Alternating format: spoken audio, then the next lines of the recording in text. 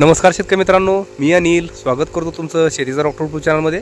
तर मित्रांनो, आज आपण आपल्या वाटाणा पिकासाठी बुरशीनाशक सोडून देत आहोत. यामध्ये ब्लू कॉपर म्हणजे कॉपर ऑक्सक्लोराईड आणि मेटॉलॉक्सिल 35%, जे की तुम्ही मॅट्रिक्स वगैरे नावानं ओळखता, आणि त्यामध्ये ह्युमिक ॲसिड आपण देत आहोत. तर ते देण्याची जी पद्धत आहे, आपण वेंचुरीने पण कधी कधी देतो, पण वेंचुरीचा आपण वापर जास्त करत नाही. आपण जास्त चार्जिंग फवारेनंच औषधं सोडत असतो. बरेच जण 200 लिटर पाण्यामध्ये औषध सोडा म्हणलं तर कंटाळा करतात, पण आपण 200 लिटर पाण्याचा वापर आपल्या शेतामध्ये प्रति एकर याप्रमाणे आपला असतोच. खत देण्याची जी सिस्टम आहे, आपण कशा पद्धतीने देतो त्या संदर्भात आपण सविस्तर माहिती या व्हिडिओमध्ये देत आहोत. तर औषध देण्यासाठी आपण काय केलं आहे, अशा पद्धतीची आपली टाकी आपण उंचीवर टाकी ठेवून देतो आपल्या बांधावर. ही आपली सबलाईन आहे खालती, लपेटा पाईप आपण वापरलेली आहे. तर या पद्धतीने आपण होल मारून घेतलेले आहेत. यामधनं पाणी टाकीच्या आतमध्ये पडतं, आणि टाकीच्या आतमध्ये पाणी पडल्यानंतर आपण औषधं पूर्ण आतमध्ये मिक्स करून ह्याच्या खाली टुटी बसवलेली आहे. ह्याच्या मार्फत 2 फवारे जर आपल्याकडे असतील तर 2 तुटे असतात, 1 फवारा असेल तर 1च तुटी आपण वापरतो.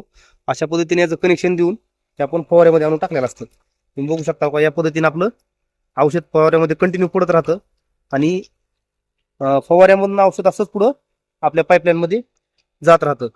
जेणेकरून काय, 200 लिटर पाणी संपल्याशिवाय आपण फवारा बंद करणार नाही, तोपर्यंत हे पाणी कंटिन्यू चालत राहतं. आणि हे जर अजून एकदा आपल्याकडे डबल फवारा आपण लावला, कारण त्या डबल फवाऱ्यासाठी इथे एक तुटी आहे, तुम्ही काढून ठेवलेली आपण ते दुसऱ्या फवाऱ्यासाठी आपण वापरत असतो, आणि पाणी घेण्यासाठी पण हेच तुटी असते. ह्याला जर कनेक्शन द्यायचं म्हणलं दुसऱ्या फवाऱ्याचं, तर त्यासाठी या तुटीतनं आपण औषध त्यामध्ये हे करत असतो. तर तुम्ही बघू शकता, हे ट्रम्पेट, जे की मेटॉलॉक्सिल 35% नावाचं टेक्निकल घटक असणार बुरशीनाशक आहे, अंतर्प्रवाही असतं.